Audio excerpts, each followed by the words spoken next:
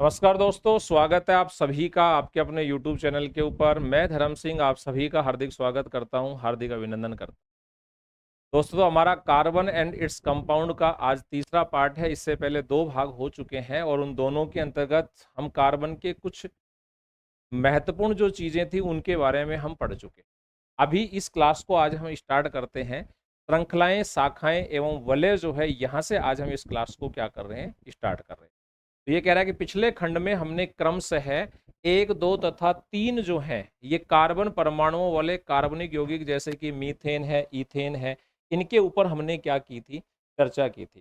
Carbon परमाणुओं की इस श्रृंखलाओं में दसों कार्बन परमाणु हो सकते हैं। इनमें से 6 के नाम तथा सारणी जो है, 6 के नाम जो हैं वो संरचना सारणी 4.2 में दिए गए हैं। अब ये कैसे होते हैं? तो एक बार आप ये सारणी जो है इसको देखो कि ये नाम जो है ये किस-किस प्रकार से जो है यहाँ पे दिए हुए हैं।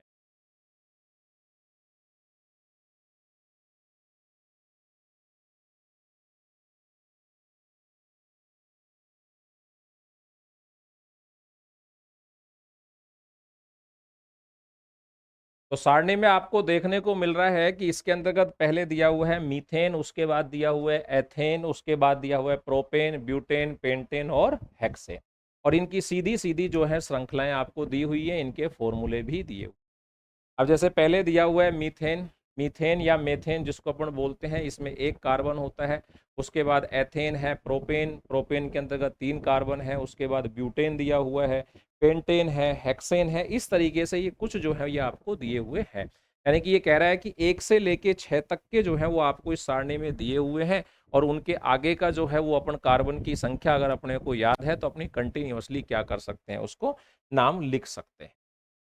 किंतु आइए हम ब्यूटेन जो है इसके ऊपर पुनर्विचार करते हैं। ये कह रहा है कि ब्यूटेन जो है इसके ऊपर हम दोबारा से क्या करते हैं, विचार करते हैं। और क्यों करते हैं ये विचार? यदि हम 4 कार्बन परमाणु से कार्बन यानी कि चेन अगर हम बनाना चाहें, जिसको यहाँ पे कह रहा है कि कंकाल अगर हम उसका बनाना चाहें, स्केलेटन यानी कि उसकी कौन-कौन सी श्रृंखलाएँ हो सकती हैं, किस-किस प्रकार से उसका स्केलेटन जो है वो बन सकता है। ये अगर हम बनाना चाहें तो वो कह रहा है कि बनाएँ तो हमें पता चलता है कि 2 भिन्न कंकाल जो हैं वो बन सकते हैं। 2 भिन्न कंकाल जो हैं वो कैसे बन सकते हैं दोस्तों, तो वो भी आपको दिखाई दे रहा है। एक तो 4 कार्बन अगर हम लेते हैं, तो जैसे 4 कार्बन की यहाँ 5 का दे दिया, 4 कार्बन की अगर मान लो चेन होती अपने पास, मैं इसको 4 का कर देता हूँ, ये 4 का ही था। ये 4 कार्बन की एक चेन जो है वो अपने को दी हुई है। इस चेन को एक तो हम ऐसे बना सकते हैं सीधा और एक इस चेन को हम कैसे बना सकते हैं, इस प्रकार से भी बना सकते हैं। यानी कि जब इसकी एक तो मिल रही है अपने को सीधी श्रृंखला और एक अपने को कैसे मिल रही है, ब्रांच।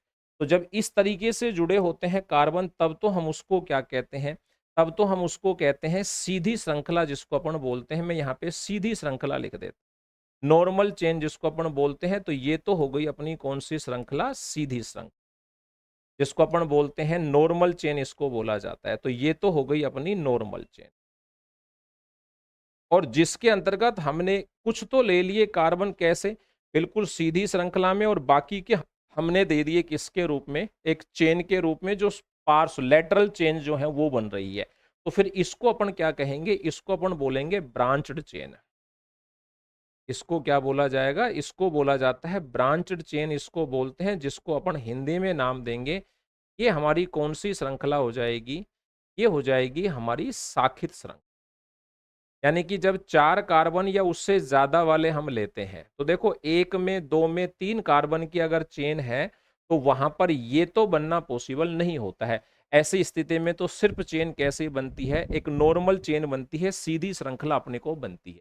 और उस सीधी श्रृंखला को हम क्या बोलते हैं? Normal chain. लेकिन जब नंबर ऑफ कार्बन यानी कि कार्बन की संख्या 4 से ज़्यादा जब जाने लगती है, तब हम उसको बोलते हैं ब्रांच्ड चेन, जो होती है उस नाम से उसको हम क्या करते हैं, जानते हैं।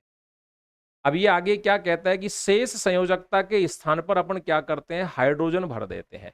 तो हमने एक जैसे नॉर्मल चेन बना ली ये वाली, इसके अंतर्गत कार्बन की एक-एक जो है बॉन्ड, जो मतलब वैलेंसी जो है वो हमको दिखाई दे रही है। बाकी जो बचे हुए हैं उन स्थानों पर हम किसको लगा देते हैं, हाइड्रोजन को।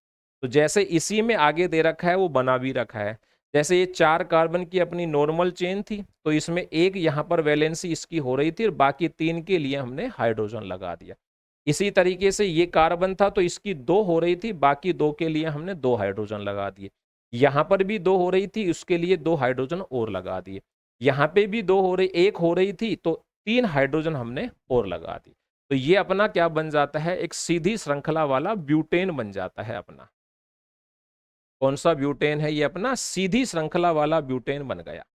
इसमें अगर देखें तो देखो अपनी 2 कार्बन की तो सीधी श्रृंखला थी और 2 को हमने ले लिया था किसके रूप में, ब्रांच के रूप में। तो इस कार्बन का अपना एक वैलेंसी थी, उसके लिए 3 और करने के लिए हमने 3 हाइड्रोजन जोड़ दिए। यहाँ पर इस कार्बन की 1 2 3 हो रही थी पहले भी और यहाँ पर हमने एक हाइड्रोजन और जोड़ दिया। इस कार्बन की केवल 1 हो रही थी तो इसके साथ हमने 3 हाइड्रोजन जोड़ दी। इसकी भी केवल 1 हो रही थी तो इसके साथ भी हमने क्या जोड़ दी, 3 हाइड्रोजन।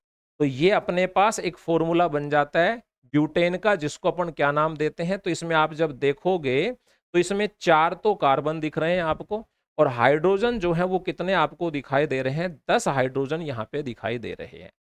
यही फॉर्मूला इसका भी है, इसमें भी आपको 4 तो कार्बन दिखाई दे रहे हैं और हाइड्रोजन जो है वो आपको कितनी दिखाई दे रही है, 10 हाइड्रोजन जो है वो आपको दिखाई दे रही है। अब ये कहता है कि हम देखते हैं कि इन दोनों संरचनाओं में हमको एक ही फॉर्मूला जो है वो प्राप्त होता है और वो फॉर्मूला क्या है, C4H10।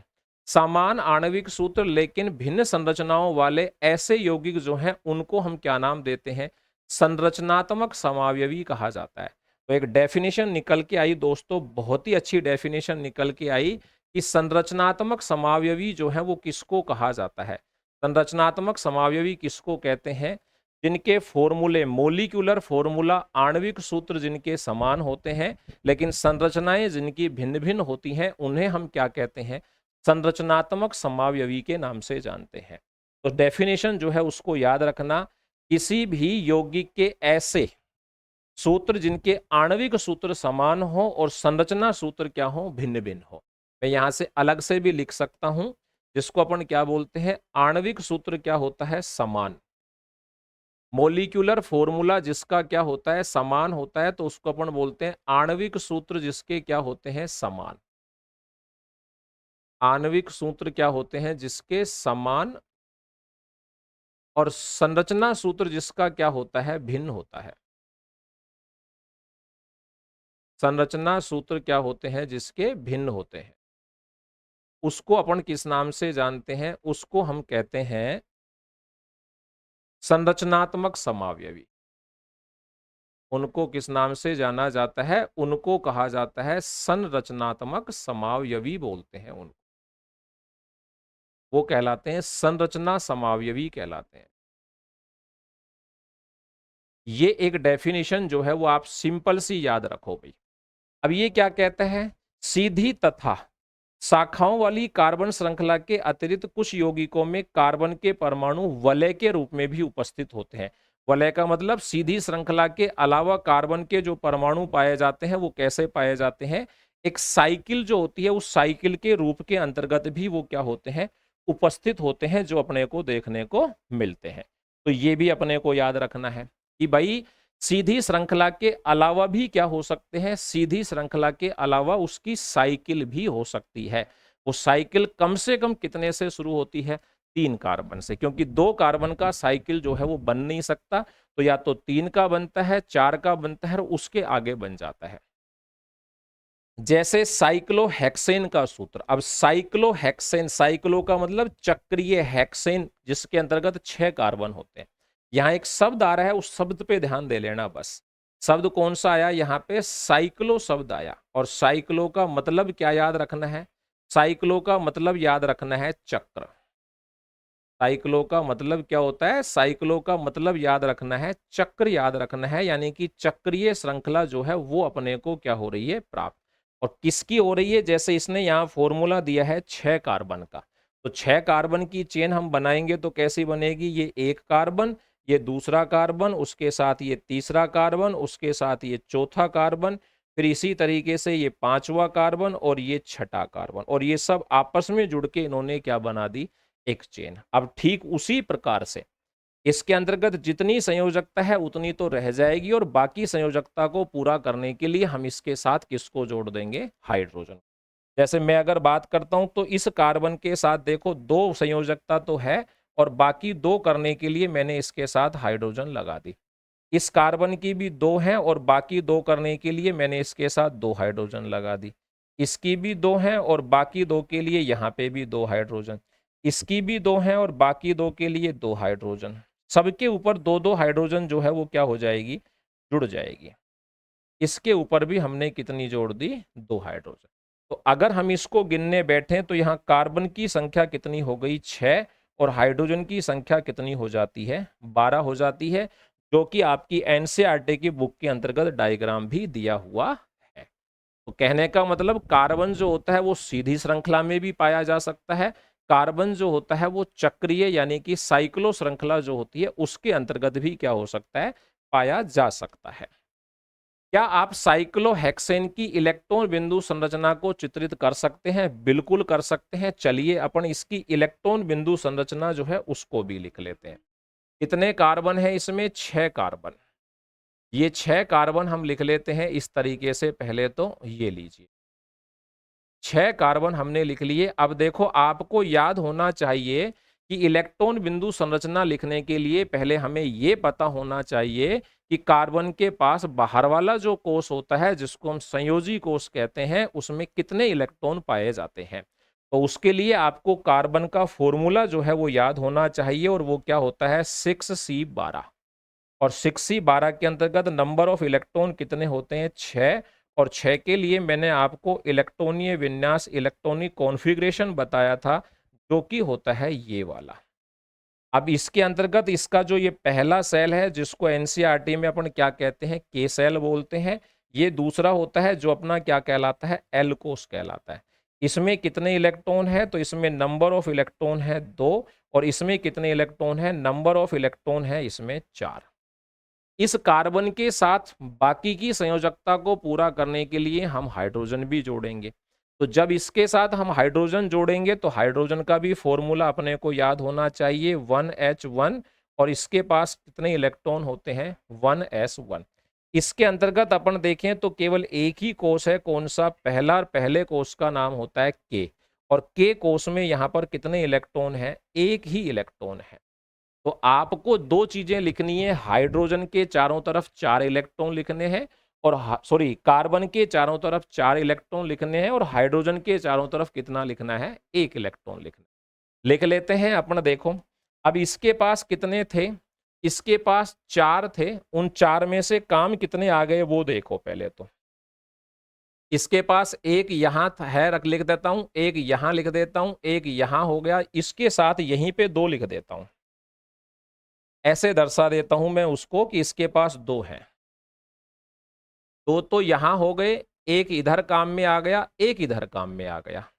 इसका भी एक इधर काम में आ गया, एक इधर काम में आ गया और 2 हमने इसके पास लिख दिए। इसके पास भी हमने 2 लिख दिए, एक इसका यहां काम में आ गया। इस तरीके से सबके पास सेम तरीके से काम आते जाएंगे यहां पे और 2-2 जो है वो इसके पास बचते चले जाएंगे। तो 2-2 जो है वो इसके पास क्या हो गए? बच गए। देखो 4 कार्बन जो है वो मैंने क्रॉस के साथ लिख दिए। अब इनके साथ जोड़नी है हाइड्रोजन, तो हाइड्रोजन के लिए हम क्या करेंगे कि इसके साथ हमने 2 हाइड्रोजन यहाँ पे लिख दी। एक हाइड्रोजन हमने लिख दी इसके साथ जो यहाँ इलेक्ट्रॉन काम में आ गया, एक लिख दी यहाँ पर जो कि ये इलेक्ट्रॉन काम में आ गया। ऐसा ही यहाँ पे है, इसके साथ भी एक हाइड्रोजन लिख दी, इसके साथ भी एक हाइड्रोजन लिख दी और ये इलेक्ट्रॉन हाइड्रोजन के हो गए। इसके साथ भी एक हाइड्रोजन और ये इलेक्ट्रॉन हाइड्रोजन का हो गया। इसके साथ भी एक हाइड्रोजन ये लिख दी और इलेक्ट्रॉन दिखा दिया हाइड्रोजन का। इसके साथ भी एक हाइड्रोजन यहां लिख दी और हाइड्रोजन का इलेक्ट्रॉन दर्शा दिया। इसके साथ भी एक हाइड्रोजन यहां लिख दी और उसका भी दर्शा दिया। ये बन गई अपने पास किसकी? साइक्लोहेक्सेन जो है उसकी इलेक्ट्रॉन बिंदु संरचना। तो प्रत्येक कार्बन के साथ 2 हाइड्रोजन होती हैं, 2 कार्बन जुड़े हुए होते हैं। अब चलते हैं हम आगे की ये क्या कहता है। सीधी श्रृंखला, साकित श्रृंखला तथा चक्रीय कार्बन यौगिक सभी संतृप्त अथवा असंतृप्त हो सकते हैं। संतृप्त कौन से थे? जिनके अंतर्गत एक बंध पाया जाता था उनको हमने कहा था संतृप्त, और जिनके अंतर्गत डबल बॉन्ड और ट्रिपल बॉन्ड पाए जाते हैं उनको हमने नाम दिया था असंतृप्त। तो संतृप्त वाले कौन है? जिसके अंतर्गत सिंगल बॉन्ड उपस्थित होता है। असंतृप्त वाले कौन से होते हैं? जिसके अंतर्गत डबल बॉन्ड या फिर क्या उपस्थित होता है? ट्रिपल बॉन्ड उपस्थित होता है। और इसके लिए इसने एग्जाम्पल क्या दिया है? जैसे कि कौन दिया है? बेंजीन। और बेंजीन में क्या होते हैं? एकांतर क्रम में पाए जाते हैं द्विबंध। एकांतर का मतलब अल्टरनेटिव, कि एक जगह डबल बॉन्ड होगा, फिर एक जगह सिंगल बॉन्ड, फिर एक जगह डबल बॉन्ड होगा, फिर एक जगह सिंगल बॉन्ड, इस तरीके से अल्टरनेटिव। तो जैसे यहाँ डबल बॉन्ड हो गया, ये सिंगल हो गया, ये डबल हो गया, ये सिंगल हो गया, फिर ये सिंगल हो गया, फिर ये डबल बॉन्ड हो गया। तो डबल, फिर सिंगल, फिर डबल, फिर सिंगल, फिर डबल और फिर सिंगल हो गया। इस तरीके से इसमें कौन उपस्थित होते हैं? इलेक्ट्रॉन जो है वो कार्बन के साथ पाए जाते हैं। केवल कार्बन एवं हाइड्रोजन वाले ये सभी कार्बनिक यौगिक क्या कहलाते हैं? हाइड्रोकार्बन। यानी कि किसके? केवल कार्बन और हाइड्रोजन से जो बने हुए हैं, केवल जिसके अंतर्गत, ये ध्यान रखना है, जिसमें केवल कौन होता है? कार्बन और हाइड्रोजन होता है, उन यौगिकों को हम क्या कहते हैं? हाइड्रोकार्बन बोलते हैं। यानी कि ऐसा यौगिक, ऐसा कंपाउंड, ऐसा अणु सूत्र जिसके अंतर्गत सिर्फ कौन होता है? जिसमें सिर्फ कार्बन और हाइड्रोजन ही होता है, उसको हम किस नाम से जानते हैं? हाइड्रोकार्बन जो होता है उस नाम से उसको जाना जाता है। इनमें से संतृप्त हाइड्रोकार्बन एल्केन हो गए। तो केवल किससे बनने वाले? कार्बन और हाइड्रोजन से बनने वाले कार्बनिक यौगिक जो हैं उनको क्या कहते हैं? हाइड्रोकार्बन। जिसमें कोई दूसरा परमाणु नहीं हो, सिर्फ कौन हो? या तो कार्बन हो या फिर सिर्फ कौन हो? हाइड्रोजन। तो ओनली कार्बन और हाइड्रोजन से जो बनते हैं उनको हम क्या कहते हैं? हाइड्रोकार्बन के नाम से जानते हैं। और हाइड्रोकार्बन में ये क्या कह रहा है? इनमें से संतृप्त हाइड्रोकार्बन क्या कहलाते हैं? एल्केन। कौन से वाले? संतृप्त हाइड्रोकार्बन जो है वो किस नाम से जाने जाते हैं? एल्केन। क्यों जाने जाते हैं? संतृप्त हाइड्रोकार्बन में कौन सा बॉन्ड होता है? उनमें होता है एकल बंध। संतृप्त हाइड्रोकार्बन में कौन सा बॉन्ड होता है? उनमें होता है एकल बंध। और एकल बंध वालों को हम क्या कहते हैं? इनको नाम दिया जाता है एल्केन। एकल बंध वालों को क्या नाम देते हैं? एल्केन। फिर ये क्या कह रहा है? ऐसे असंतृप्त हाइड्रोकार्बन जिनमें एक या अधिक दोहरे आबंध होते हैं उनको क्या कहते हैं? एल्कीन। यानी कि इनमें कौन सा बॉन्ड है? इनके अंतर्गत है द्विबंध। इनमें कौन सा बॉन्ड है? इनमें है डबल बॉन्ड, और डबल बॉन्ड वालों को अपन क्या कहते हैं? इनको नाम दिया जाता है एल्कीन। और जिसके अंतर्गत क्या पाए जाते हैं? एक या अधिक त्रिबंध जिसके अंतर्गत पाए जाते हैं उसको क्या कहा जाता है? एल्काइन। तो देखो, तीन बातें जो है वो तो यहां से निकली, और एक बात जो है वो फर्स्ट लाइन के अंतर्गत दी गई कि कार्बन और हाइड्रोजन से मिलकर बनने वाले यौगिकों को क्या कहते हैं? हाइड्रोकार्बन। और हाइड्रोकार्बन जो है वो कितने प्रकार के होते हैं? हाइड्रोकार्बन होते हैं दो प्रकार के। कौन कौन से? वे हाइड्रोकार्बन जिनके अंतर्गत एकल बंध होता है उनको तो अपन क्या बोलते हैं? एल्केन। और ये कैसे होते हैं? ये होते हैं संतृप्त। और जिनके अंतर्गत डबल बॉन्ड या ट्रिपल बॉन्ड पाया जाता है वो क्या कहलाते हैं? असंतृप्त। और असंतृप्त में डबल बॉन्ड वालों को क्या कहते हैं? एल्कीन। और असंतृप्त में ट्रिपल बॉन्ड वालों को क्या कहा जाता है? एल्काइन। तो सीधे ही सीधी भाषा के अंतर्गत अपने को याद रखने के लिए पता चल गया कि कौन अपने संतृप्त होते हैं और कौन क्या होते हैं? असंतृप्त के अंतर्गत आते हैं। आगे क्या कहता है उसको देखते हैं। आगे ये कह रहा है कि मुझसे दोस्ती करोगे। किसके बारे में कह रहा है? कार्बन के बारे में। क्या कह रहा है? कार्बन अत्यंत मैत्रीपूर्ण तत्व है। मैत्रीपूर्ण का मतलब जो दूसरों के साथ संयोग करता है, कार्बन एक ऐसा तत्व है।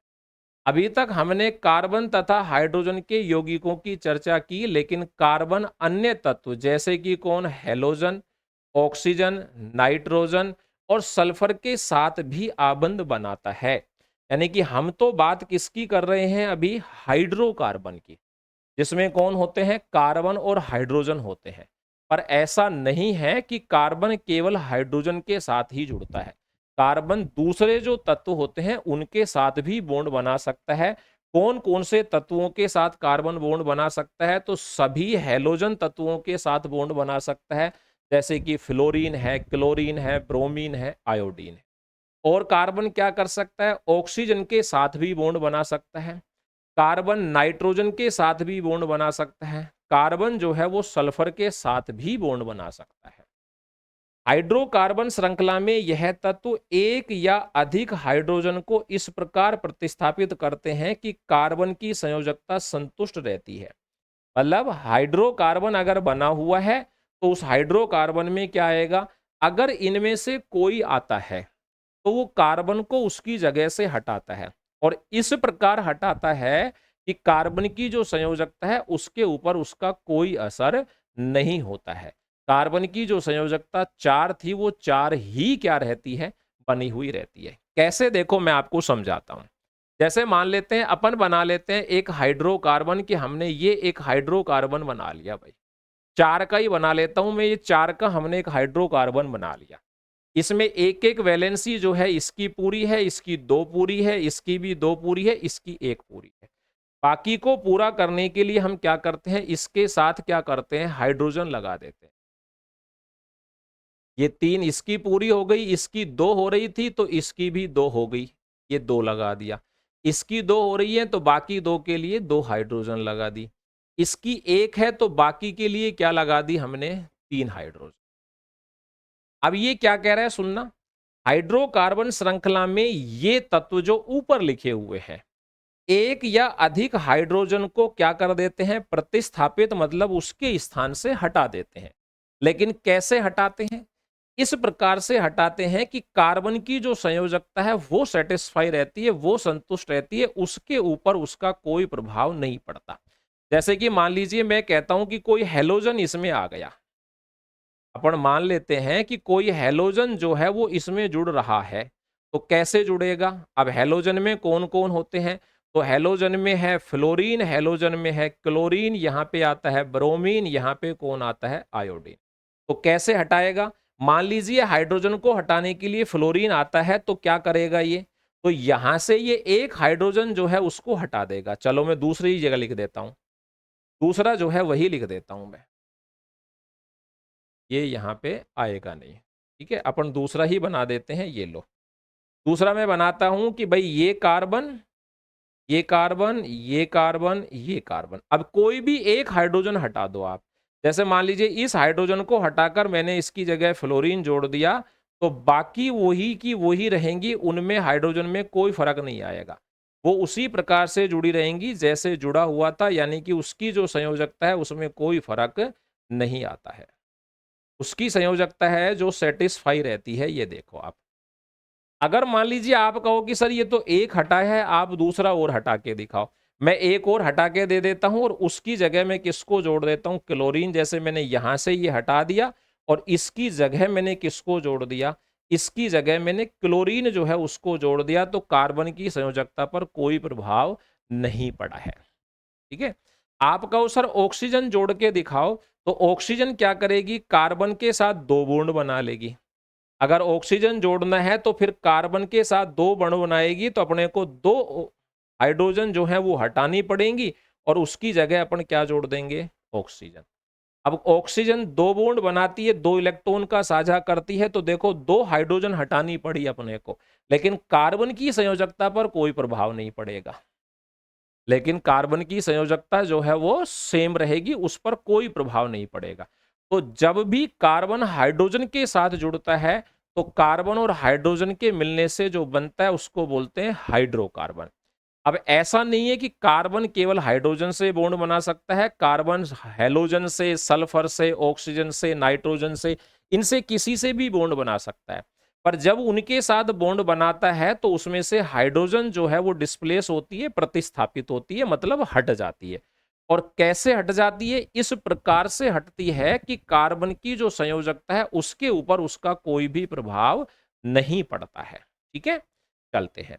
ऐसे यौगिकों में हाइड्रोजन को प्रतिस्थापित करने वाले तत्वों को क्या कहते हैं? विषम परमाणु। तो जो हाइड्रोजन को हटा रहा है, जैसे यहां से हाइड्रोजन को Cl ने हटाया, तो Cl को क्या कहेंगे? तो Cl को कहा जाएगा विषम परमाणु। Cl को क्या बोलेंगे? Cl को यहां पर बोला जाएगा क्लोरीन को विषम परमाणु के नाम से इसको क्या करेंगे? जानेंगे। ये ऑक्सीजन हटा रहा है हाइड्रोजन को, तो ऑक्सीजन को भी क्या कहा जाएगा? विषम परमाणु। ये फ्लोरीन ने हाइड्रोजन को हटाया तो इसको भी क्या कहा जाएगा? विषम परमाणु। जो भी तत्व हाइड्रोजन को हटाएगा उसी तत्व का नाम क्या हो जाएगा? विषम परमाणु। हेट्रो एटम के नाम से उसको क्या करेंगे? अपन जानेंगे। तो इस तरीके से होती है ये हाइड्रोकार्बन के अंतर्गत डिस्प्लेसमेंट जो होता है वो वाला। ये विषम परमाणु कुछ क्रियात्मक समूहों में भी उपस्थित होते हैं जो कि सारणी 4.3 में दिए गए हैं, अभी आएगी, पढ़ लेंगे। यह विषम परमाणु और वे प्रकार्यात्मक समूह, जिसको अपन शॉर्ट में क्रियात्मक समूह भी कह सकते हैं, जिनमें यह उपस्थित होते हैं, यौगिकों के विशिष्ट गुण प्रदान करते हैं। ये गुण कार्बन श्रृंखला की लंबाई और उसकी प्रकृति पर निर्भर नहीं होते हैं, फलस्वरूप प्रकार्यात्मक समूह कहलाते हैं। यानी कि वे गुण जो कार्बन श्रृंखला पर निर्भर नहीं करते बल्कि उसके साथ जुड़ने वाले क्रियात्मक समूह पर निर्भर करते हैं, क्या कहलाते हैं? वो क्रियात्मक समूह कहलाते हैं। ठीक है, देखिए कौन कौन से होते हैं क्रियात्मक समूह, उसकी एक सारणी जो है वो अपने पास आएगी। सारणी 4.3 में कुछ महत्वपूर्ण क्रियात्मक समूह दिए हुए हैं। एकल रेखा के द्वारा समूह की मुक्त संयोजकता तथा संयोजकताएं दर्शाई गई हैं। हाइड्रोजन के एक या अधिक परमाणुओं को प्रतिस्थापित करके इन संयोजकताओं के द्वारा क्रियात्मक समूह कार्बन श्रृंखला से जुड़े रहते हैं। क्या है श्रृंखला? ये रही, जैसे कुछ उन्होंने नाम दे दिए, जैसे कि नाम दे दिया पहले ClBr, इसमें नाम क्या हो गया? हेलो बोल दिया इनको। और क्रियात्मक समूह कौन है इसका? या तो Cl है या Br है। इसी तरीके से जैसे ऑक्सीजन है, ऑक्सीजन का कौन होता है? एल्कोहल। एल्कोहल के लिए एक तो होता है OH, ऑक्सीजन का ही होता है एक एल्डिहाइड जो क्या होता है? CHO। एक ऑक्सीजन का ही होता है जिसका नाम होता है कीटोन, उसका फॉर्मूला होता है ये वाला। एक ऑक्सीजन का ही होता है जिसका नाम है कार्बोक्सिलिक समूह, और उसका फॉर्मूला क्या है? COOH। यानी कि ये वाला तो हेलोजन का है और ये वाले सारे किसके हैं? ऑक्सीजन के। ऑक्सीजन वाले में एक तो है एल्कोहल, एक है एल्डिहाइड, एक है कीटोन और एक कौन होता है? कार्बोक्सिलिक समूह होता है। तो एल्कोहल वाला OH हो गया, एल्डिहाइड वाला CHO हो गया, कीटोन वाला C डबल बॉन्ड O हो गया, कार्बोक्सिलिक समूह हो गया COOH। इनके फॉर्मूले भी अगर लिखना चाहो तो इसका यही फॉर्मूला होता है, लेकिन इसका फॉर्मूला जो है वो मैं ऐसे लिख देता हूं, ये इस प्रकार से होता है। इसका लिखना चाहो तो ये इस प्रकार से होता है C डबल बॉन्ड O, और इसका अगर लिखना चाहें तो वो होता है इस प्रकार से C डबल बॉन्ड O फिर OH। ये होता है इस प्रकार से। तो इसका फॉर्मूला स्ट्रक्चर का ये हो गया, इसकी संरचना का फॉर्मूला ये है और इसकी संरचना का फॉर्मूला ये वाला। आपने देखा कि कार्बन परमाणु को आपस में जोड़कर लंबी श्रृंखलाएं बनाई जा सकती हैं। ये श्रृंखलाएं शाखित भी हो सकती हैं, मतलब ब्रांच के रूप में भी हो सकती हैं। साथ ही इन कार्बन श्रृंखलाओं में स्थित हाइड्रोजन तथा अन्य परमाणुओं को उपरोक्त किसी भी क्रियात्मक समूहों से क्या किया जा सकता है? प्रतिस्थापित किया जा सकता है। एल्कोहल जैसे क्रियात्मक समूह की उपस्थिति कार्बन यौगिकों के गुणधर्मों को तय करती है, चाहे कार्बन श्रृंखला की लंबाई कुछ भी हो। जैसे ये हो गया अपना मैथिल एल्कोहल या मेथेनॉल, ये हो गया अपना ethyl alcohol ethanol, propyl alcohol propanol, ये हो गया ब्यूटेनॉल। के रासायनिक गुणधर्मों में क्या पाई जाती है? समानता। यानी कि कार्बन की संख्या बदलती जा रही है पर उसके गुण जो हैं वो किस पर निर्भर करेंगे? वो जो क्रियात्मक समूह उसके साथ जुड़ रहा है। चाहे कार्बन श्रृंखला की लंबाई कितनी ही ज्यादा हो या कितनी ही कम हो, लेकिन उसके अंतर्गत अगर कोई क्रियात्मक समूह है तो श्रृंखला के गुण किस पर निर्भर करते हैं? क्रियात्मक समूह पर निर्भर करते हैं। आगे देखिए, अतः यौगिकों की ऐसी श्रृंखलाएं जिनमें कार्बन श्रृंखला में क्या होते हैं? स्थित हाइड्रोजन को एक ही प्रकार का क्रियात्मक समूह प्रतिस्थापित करता है, उसे समजातीय श्रेणी कहते हैं। अब हम सारणी 4.2 में वर्णित समजातीय श्रेणियों को देखेंगे। यदि हम उत्तरोत्तर यौगिकों के सूत्रों को देखें तो जैसे समजातीय श्रेणी में देखते हैं अपन, चार सारणी 4.2 पे चलते हैं वापस। सारणी 4.2 कहाँ है हमारी? ये है सारणी हमारी 4.2, ये रही। अब इसमें आप देखो, जैसे क्रियात्मक समूह यहां पर नहीं है लेकिन वैसे आपको दिख जाएगा। देखिए इसमें CH4, इससे आगे वाले में हम गए तो क्या हुआ? जब इससे आगे वाले में गए तो ये हुआ C2H6। कितने का अंतर आया? दोनों के अंतर्गत अंतर कितने का आया? CH2 का अंतर आया।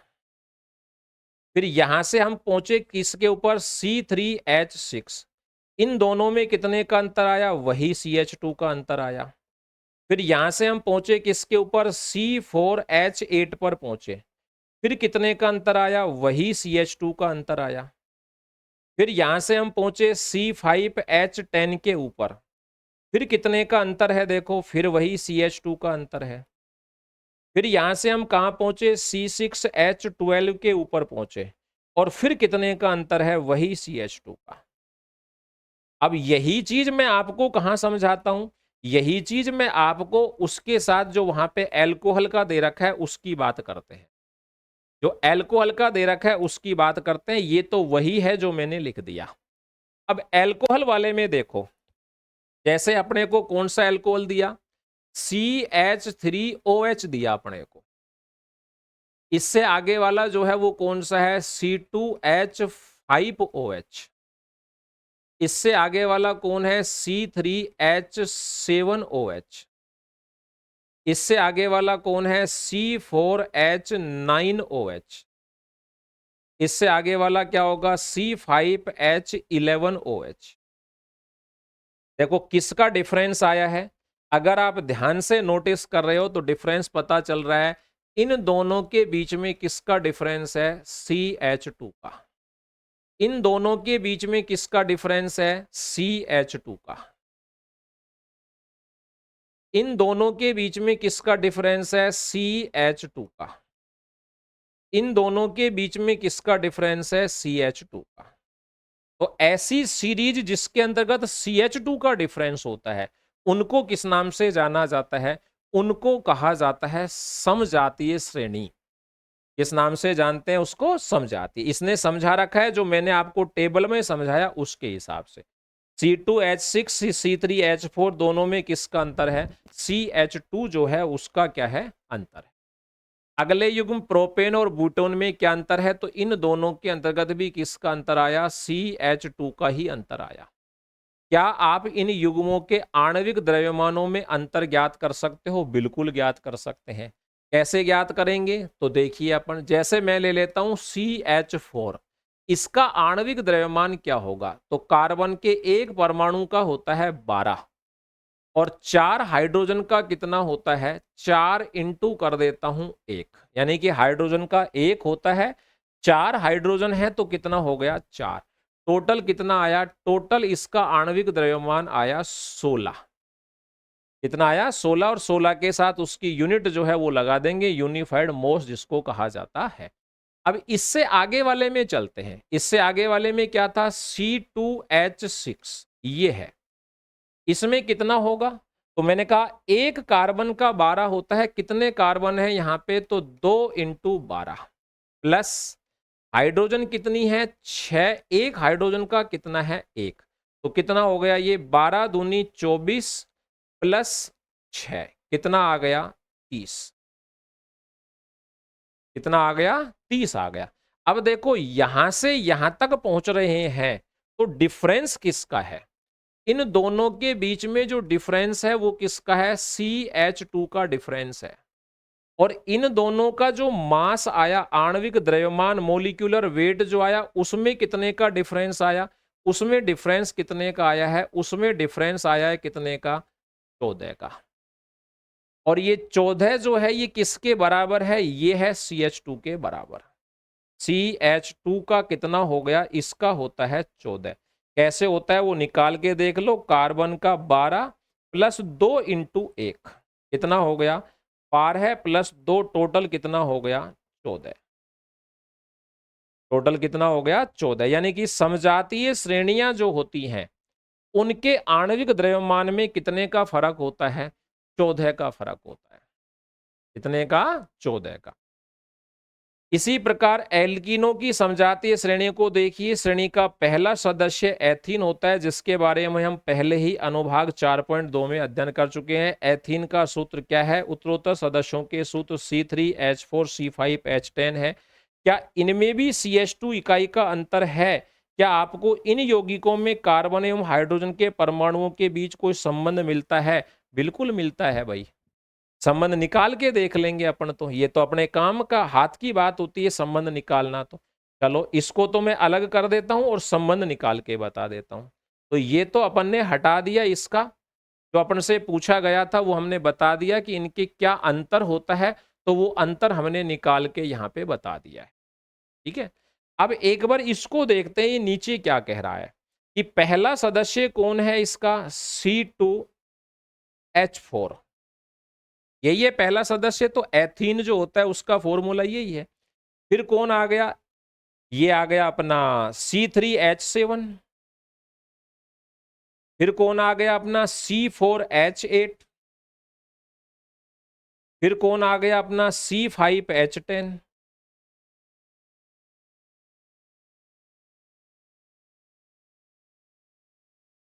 C3H6। कितने का अंतर आया? साफ साफ दिख रहा है आपको। यहां से लेकर यहां तक कितने का अंतर है? यहां से लेकर यहां तक अंतर है CH2 का। यहां से लेकर यहां तक कितने का अंतर है? तो यहां से लेकर यहां तक भी अंतर है CH2 का। यहां से लेकर यहां तक कितना अंतर है? CH2 का। इसका मतलब एक नियम या एक बात जो है वो दिमाग में अच्छी तरीके से सेट कर लो, और वो क्या है कि समजातीय श्रेणियों में CH2 का अंतर होता है। समजातीय श्रेणियों में किसका अंतर होता है? CH2 का अंतर होता है, चाहे वो नॉर्मल हाइड्रोकार्बन की हो, चाहे वो क्रियात्मक समूह वाले हाइड्रोकार्बन की हो, या फिर वो एल्कीन की हो, या फिर वो एल्काइन की हो। इसका अंतर होता है। CH2 जो होता है उसी का क्या होता है? डिफरेंस होता है। एल्कीनों का सामान्य सूत्र किससे लिखते हैं? CnH2n। एल्कीनों का नॉर्मल जो फॉर्मूला होता है वो क्या होता है? CnH2n। और n का मतलब क्या है? n का मतलब है यहां कार्बन की संख्या, जो 2 3 4 5 6 7 8 इस तरीके से आगे बढ़ती जाती है।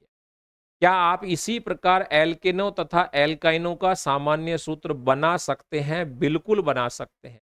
एल्केन का क्या होगा? एल्केन का सामान्य सूत्र लिख लेते हैं। लो भाई, एल्केन। एल्केन का सामान्य सूत्र क्या होगा? जब एल्कीन का हमको दे रखा है तो एल्केन का होगा CnH2n+2। और एल्कीन का अपने को दे ही रखा है इन्होंने एनसीईआरटी की बुक के अंतर्गत ही। और एल्कीन का क्या है? एल्कीन का है CnH2n। और एक दे रखा है अपने को एल्काइन। और एल्काइन का क्या है? तो एल्काइन का है CnH2n-। किसी भी समजातीय श्रेणी में आणविक द्रव्यमान बढ़ता है तो भौतिक गुणधर्मों में भी क्रमबद्धता दिखाई देती है। ऐसा इसलिए होता है क्योंकि आणविक द्रव्यमान के बढ़ने के साथ गलनांक व क्वथनांक में क्या होती है? वृद्धि। यानी कि एक लाइन और याद रखो। अब क्या याद रखनी है? गलनांक और क्वथनांक जो है वो समानुपाती किसके होते हैं? आणविक द्रव्यमान के। आणविक द्रव्यमान बढ़ेगा तो गलनांक क्वथनांक बढ़ेंगे, आणविक द्रव्यमान घटेगा तो गलनांक और क्वथनांक भी घटेंगे। यानी कि सीधी सीधी एक लाइन जो है, इन दोनों लाइनों से एक लाइन निकल के आती है कि गलनांक और क्वथनांक जो है, गलनांक व क्वथनांक जो है वो क्या होते हैं? गलनांक व क्वथनांक क्या होते हैं भाई? समानुपाती। किसके होते हैं समानुपाती? आणविक द्रव्यमान के। किसके होते हैं? आणविक द्रव्यमान के समानुपाती होते हैं। यानी कि आणविक द्रव्यमान बढ़ता है तो गलनांक और क्वथनांक बढ़ते हैं, आणविक द्रव्यमान घटता है तो गलनांक और क्वथनांक भी घटते। किसी विशिष्ट विलायक में विलेयता जैसे भौतिक गुणधर्म भी इसी प्रकार की क्रमबद्धता दर्शाते हैं, किंतु पूर्ण रूप से क्रियात्मक समूह के द्वारा सुनिश्चित किए जाने वाले रासायनिक गुण समजातीय श्रेणी में एक समान बने रहते हैं। तो क्रियात्मक समूह वाले गुण जो हैं वो तो समजातीय श्रेणी में समान बने रहेंगे, पर उसके अलावा जो है उन गुणों के अंतर्गत क्या होता है, बदलाव होता है। तो केवल किसके क्रियात्मक समूह के गुणधर्म जो हैं वो समजातीय श्रेणियों में समान बने रहते हैं, बाकी गुणों के अंतर्गत आणविक द्रव्यमान बढ़ने के साथ क्रमबद्धता जो होती है वो देखने को मिलती है। ठीक है, चलिए नेक्स्ट क्या कहता है उसकी बात करते हैं अपन। अब एक क्रियाकलाप दे दिया अपने को, क्या दे दिया, सूत्रों तथा आणविक द्रव्यमानों में अंतर की गणना कीजिए। सूत्र और आणविक द्रव्यमान में अंतर बताना है। मैं देख लेता हूं एक बार मैंने इसको सोल्व कर रखा है क्या, नहीं नहीं कर रखा है तो इसको सोल्व करते हैं पहले। तो देखो यहां पे एक तो दिया हुआ है अपने को ये, एक दिया हुआ है ये, दोनों के अंतर्गत क्या फर्क है, तो आणविक द्रव्यमान में दोनों के अंतर्गत किसका फर्क है, CH3 और ये है C2H5, दोनों में किसका डिफरेंस है, अंतर है इसका, अंतर किसका है, CH2 का अंतर है। तो कितना आणविक द्रव्यमान होगा इसका निकाल लेते हैं, इसका अपने आप पता चल जाएगा। उसमें प्लस क्या करना है, 14 करना है। तो CH3OH का निकाल लेते हैं, ये लो भाई CH3OH। एक कार्बन है, अभी थोड़ी देर पहले बता रखा था कार्बन का 12 होता है। हाइड्रोजन कितनी है, 3 और 1 4, तो 4 होता है। और ऑक्सीजन का कितना होता है, 16। कितना हो गया, 12 और 4 16 और 16 32। अब इसका अगर पूछे तो कितना होगा, तो इसका अब आप लिख दो C2H5OH। वैसे आप निकाल भी सकते हो, 2 कार्बन है तो हो गया 24 प्लस 5 और 1 6 हाइड्रोजन है तो 6 हाइड्रोजन का 6 प्लस 16, 24 और 6 30 और 16 कितना हो गया 46। कितने का डिफरेंस आया, 14 का। और वो 14 किसका होता है, इसका होता है 14। देख लीजिए आप, 32 और 46 में कितने का फर्क है, 14 का फर्क है। और वो 14 किसके बराबर है, इसके बराबर। ऐसे ही इसका कर लेंगे अपन और ऐसे ही इसका कर लेंगे अपन। ठीक है, दोनों का हो जाएगा। क्या इन तीनों में कोई समानता है, बिल्कुल समानता है, तीनों ही क्या है, एल्कोहल है। ये इसके लास्ट में भी OH है, दिख भी रहा है। इसके लास्ट में भी क्या है, OH, ये भी क्या है, OH, यहां पर भी OH, यहां पे भी OH, ये भी OH, ये भी OH। इसका मतलब क्या इन तीनों में कोई समानता है, समानता है, क्योंकि तीनों ही कौन से हैं, एल्कोहल का क्रियात्मक समूह है तीन को में। एल्कोहल जो होती है उसी का क्या है, एल्कोहल का क्रियात्मक समूह, जिसको किताब में प्रक्रियात्मक लिखा हुआ है, ये है तीनों के अंतर्गत। इसीलिए मैं कहता हूं बार बार एनसीईआरटी में बहुत ज्यादा नॉलेज दी हुई है। इसको जितना अच्छी तरीके से पढ़ सकते हैं उतना पढ़ लो। मैं गारंटी के साथ कह रहा हूं कोई सवाल गलत नहीं होगा। एक परिवार तैयार करने के लिए इन एल्कोहलों को कार्बन परमाणुओं के बढ़ते हुए क्रम में व्यवस्थित कीजिए। एक परिवार तैयार करना है तो बढ़ते हुए क्रम में, तो पहले ले लेंगे 1 कार्बन का, फिर 2 कार्बन का, फिर 3 कार्बन का, फिर 4 कार्बन का ले लो। बढ़ते हुए क्रम में व्यवस्थित करना है तो इस लाइन का उत्तर यहां लिख देता हूं, CH3OH, उसके बाद C2H5OH, उसके बाद C3H7OH, उसके बाद C4H9OH। ये बढ़ते हुए क्रम में कर दिया व्यवस्थित। कार्बन परमाणु के बढ़ते हुए क्रम में व्यवस्थित कर दीजिए। इसमें सबसे कम है, इसमें उससे ज्यादा हो गए, इसमें उससे ज्यादा, इसमें उससे ज्यादा। आगे क्या कह रहे हैं, क्या इनको एक सजातीय श्रेणी परिवार का कहा जा सकता है, बिल्कुल कह सकते हैं। सारणी 4.3 में दिए गए अन्य क्रियात्मक समूहों के लिए 4 कार्बनों तक के यौगिकों वाली सजातीय श्रेणी तैयार कीजिए। चलते हैं सारणी 4.3 में दिए हुए कौन से वाले के लिए, चौथे के लिए। 4 कार्बन के लिए क्या करनी है, सजातीय श्रेणियां तैयार करनी है। कार्बनिक यौगिकों की नाम पत्ती कर सकते हैं 4 कार्बन की या नहीं कर सकते हैं, 4 कार्बन की सजातीय श्रेणी तैयार कर सकते हैं। समूह के लिए 4 कार्बन तक के यौगिकों वाली, मतलब 4 कार्बन तक के यौगिकों वाली करनी है, 4 कार्बन की नहीं करनी है, उसकी सजातीय श्रेणियां हम तैयार कर सकते हैं। जैसे अभी बताया है, ये कर रखा है अपन ने, ये भी कर रखा है अपन ने, बिल्कुल सिंपल सा है। आगे चलो, कार्बनिक यौगिकों की नाम पत्ती कैसे रखते हैं। किसी सजातीय श्रेणी में यौगिकों के नामों का आधार कार्बन की उन मूल श्रृंखलाओं पर आधारित होता है जिनको प्रक्रियात्मक समूह की प्रकृति के अनुसार पूर्वलग्न या अनुलग्न के द्वारा दर्शाया जाता है। मतलब ध्यान से सुनो, ध्यान से सुनो।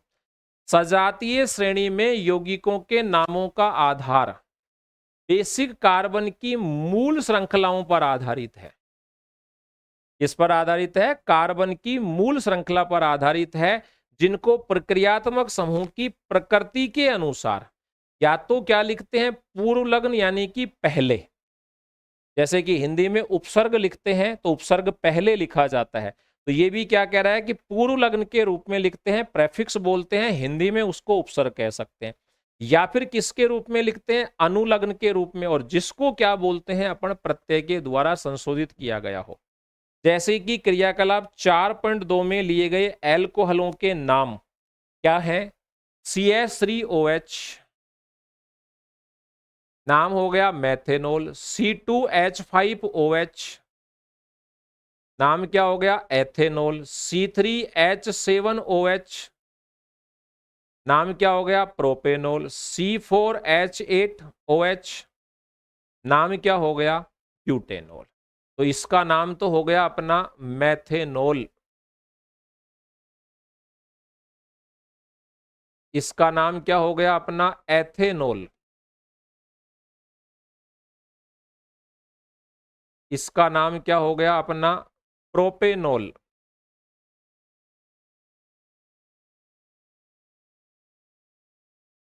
इसका नाम क्या हो गया ब्यूटेनॉल।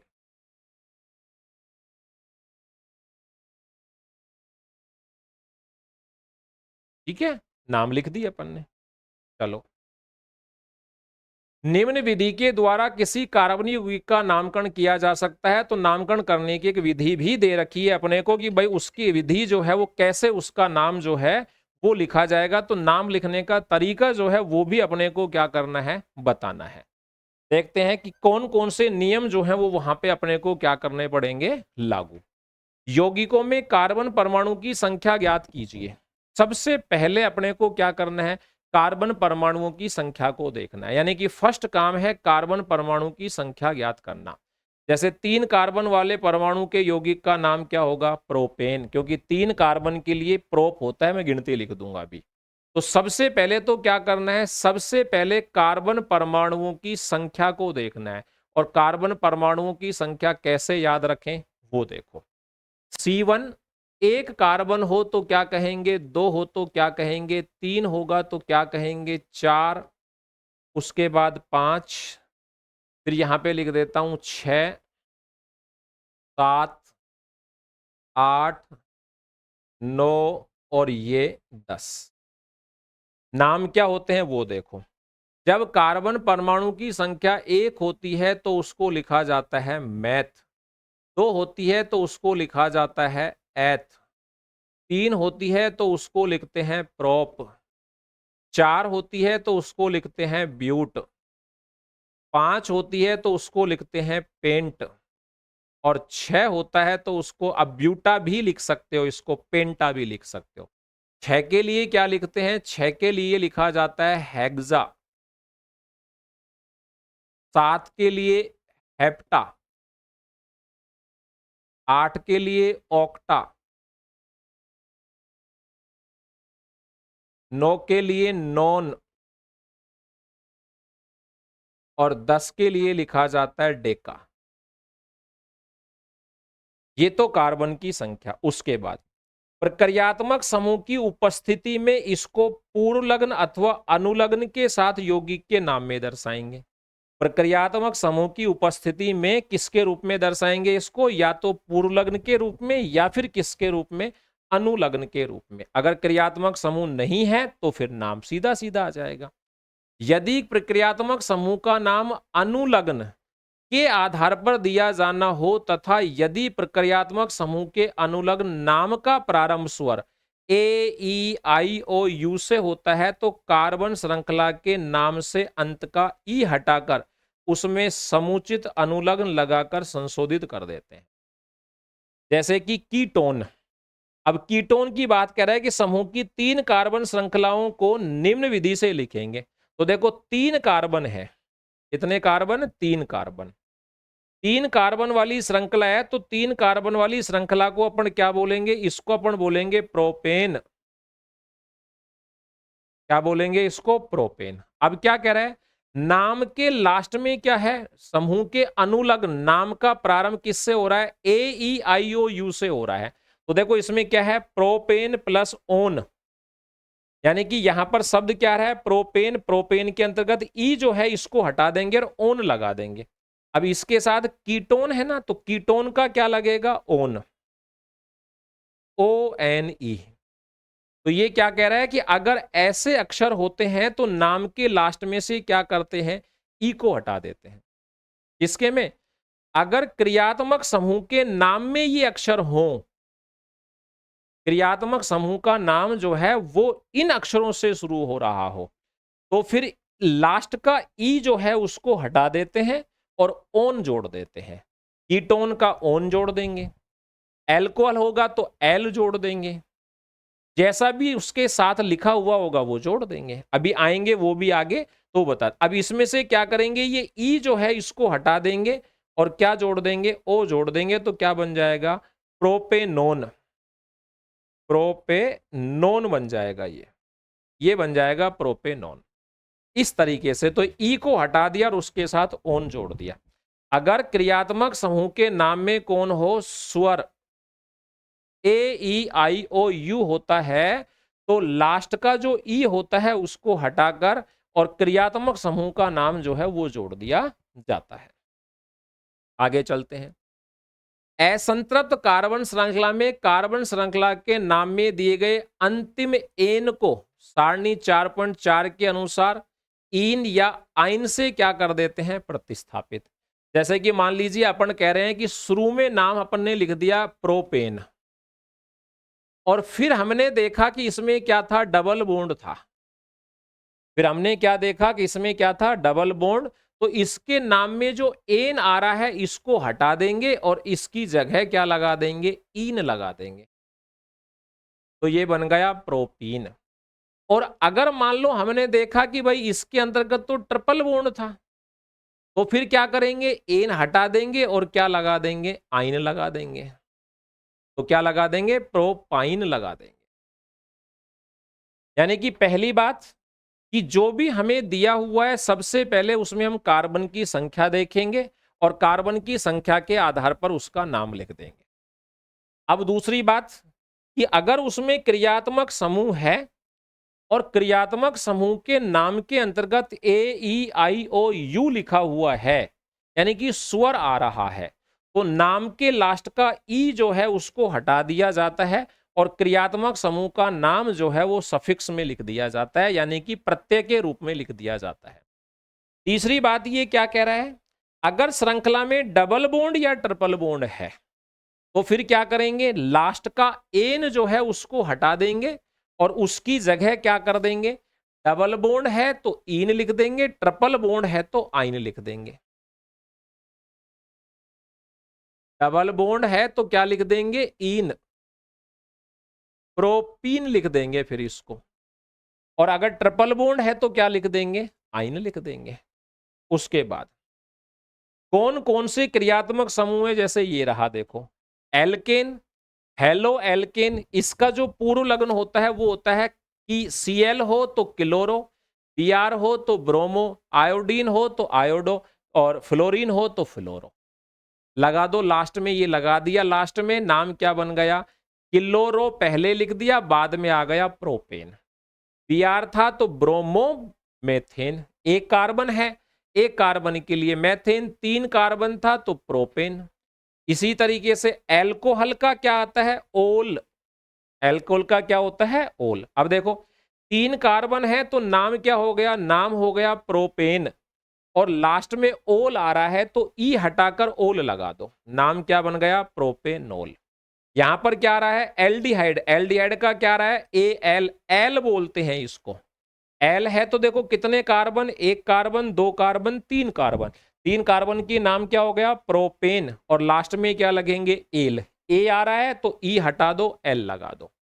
कीटोन, कीटोन का कौन होता है, ओन, और ओन के अंतर्गत देखो एक कार्बन, दो कार्बन, तीन कार्बन, तो तीन कार्बन के लिए प्रोपेन, और एल्डिहाइड सॉरी कीटोन जुड़ा हुआ है तो प्रोपेन में ई आ रहा है, इसमें ओ है तो ई हटाकर क्या लगा दो, ओन लगा दो। इसी तरीके से ओइक एसिड, तो इसके लास्ट में एक दो तीन तो नाम क्या हो गया, प्रोपेन, और लगेगा क्या, ओइक, तो ई हटाकर ओइक लगा दो, प्रोपेनोइक। यहां पर कौन है, इन, कितने कार्बन है, एक दो तीन, तो नाम हो गया प्रोपेन। डबल बॉन्ड है तो ई हटाकर क्या लगा दो, एन लगा दो। इसी तरीके से इसका नाम भी, ये इस तरीके से क्या लिखे जाते हैं, नाम। अब इसके लिए कुछ फॉर्मूले दिए हुए हैं वो देखो।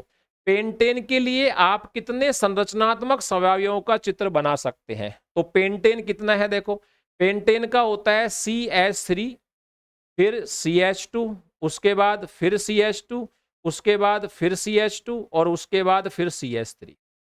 अब इसकी संरचना को बदलना है और कुछ नहीं करना। अब संरचना बदलने के लिए क्या होगा, एक तो यही हो गया, दूसरे में क्या करो, इनमें से किसी एक को उठा के दूसरे पे रख दो, रख दिया, CH3, यहां पे CH, यहां मैंने एक उठा के इधर लिख दिया, ये CH2, और फिर ये CH3, हो गए 5 कार्बन, 1 2 3 4, और ये 5 कार्बन, ये बन गया दूसरा जिसका नाम है आइसोपेंटेन। इसको उठा के इसके ऊपर भी रख सकते हैं, तो CH3, फिर यहां पे C, इधर आ गया CH3, फिर एक CH3 लिख दिया यहां पर, और इधर भी आ गया CH3, नाम क्या हो गया, नियोपेंटेन। तीनों यहां बना रखे हैं। आगे चलते हैं। कार्बन के दो गुण बताओ जिसके कारण उसके बहुत सारे यौगिक पाए जाते हैं, तो एक गुण श्रृंखलन का है, वो हम बात कर चुके हैं, एक इसकी 4 संयोजकता होती है। दूसरा, तीसरा सवाल, साइक्लोपेंटेन का सूत्र तथा इलेक्ट्रॉन बिंदु संरचना रखो। साइक्लोपेंटेन, पेंटेन साइक्लो है तो एक कार्बन, ये दूसरा कार्बन, ये तीसरा कार्बन, ये चौथा कार्बन, और ये पांचवा कार्बन। इलेक्ट्रॉन बिंदु संरचना में अपने को पता है इसके ऊपर 4 होते हैं, तो 4 में से एक तो इधर आ गया, एक इधर आ गया, दो यहां बचे रह गए, यहां पर भी हाइड्रोजन जोड़ दी और यहां पर भी हाइड्रोजन जोड़ दी। इसका भी एक और एक दो, इसके पास दो बचे हुए हैं, दो बचे हुओं के लिए अपन ने दो हाइड्रोजन जोड़ दी, एक इसके साथ और एक इसके साथ।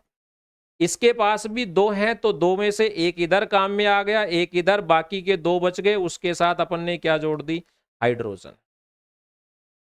एक इधर जोड़ दी और एक इधर जोड़ दी। इसी तरीके से इधर भी एक यहां काम में आ गया, एक यहां काम में आ गया, 4 में से दो बच गए, एक इधर हाइड्रोजन लगा दी, एक इधर। इसके पास भी दो इधर काम में आ गए, दो बच गए, उन दो के लिए अपन ने एक हाइड्रोजन जोड़ दी इधर और एक हाइड्रोजन जोड़ दी इधर। आगे चलते हैं। निम्न यौगों की संरचना चित्र बनाइए, चित्र बना दीजिए। एथेनोइक, एथेन, एथेन में दो कार्बन CH3, और ये C साथ में क्या लग गया, ओइक, ओइक का क्या लगा दोगे, COOH। ब्रोमोपेंटेन, तो पेंटेन के साथ ब्रोमीन जोड़ना है तो 5 कार्बन उसके साथ जोड़ दी ब्रोमीन। ब्यूटेनोन, ओन, ओन का मतलब कीटोन आ रहा है तो 4 कार्बन, एक कार्बन, ये दूसरा कार्बन, ये तीसरा कार्बन, और ये चौथा कार्बन। ठीक है, इसके साथ भी हेक्सेनेल, एल जोड़ना है, एल का मतलब एल्डिहाइड का, एल्डिहाइड का याद ही है आपको, CHO, कौन सा है, हेक्सेनेल। तो ये 3 हो गए, ये चौथा हो गया, ये पांचवा हो गया, और ये छठा हो गया। इसको आप सीधा सीधा भी लिख सकते हो, मैंने ऐसे लिख दिया, आप इसको सीधा सीधा भी लिख सकते हो। ब्रोमोपेंटेन के संरचनात्मक समावयवी अब बना सकते हो, जैसे ये एक बन गया, अब Br को उठा के यहां रख दो, फिर यहां रख दो, बस इससे ज्यादा यहां ले जाओगे तो फिर वापस से वही हो जाएगा वो तो, है ना। निम्न यौगिकों का नाम लिखो, तो देखो एक और एक, दो कार्बन के लिए एथेन, साथ में आ रहा है ब्रोमो, तो ब्रोमो एथेन, क्या हो गया, ब्रोमो एथेन। उसके बाद ये दिया हुआ है, तो देखो एक कार्बन और एक कार्बन के साथ क्या आ रहा है, CHO, इसका मतलब मैथेनेल, मैथेन और साथ में एल्डिहाइड का एल, तो नाम हो गया मैथेनेल। फार्म एल्डिहाइड इसका सामान्य नाम होता है। इसी तरीके से देखो 1 2 3 4 5, 5 कार्बन है तो पेंटेन, और ट्रिपल बॉन्ड आ रहा है तो नाम क्या हो गया, आइन, तो पेंटाइन, नाम क्या हो गया, पेंटाइन। ठीक है भाई, ये हुआ अपना। तो आज की क्लास को अपन यहीं पे समाप्त करते हैं, कल हम अध्ययन करेंगे यहां से। तो आप सभी लोगों को धन्यवाद, wish you all the best, have a nice day.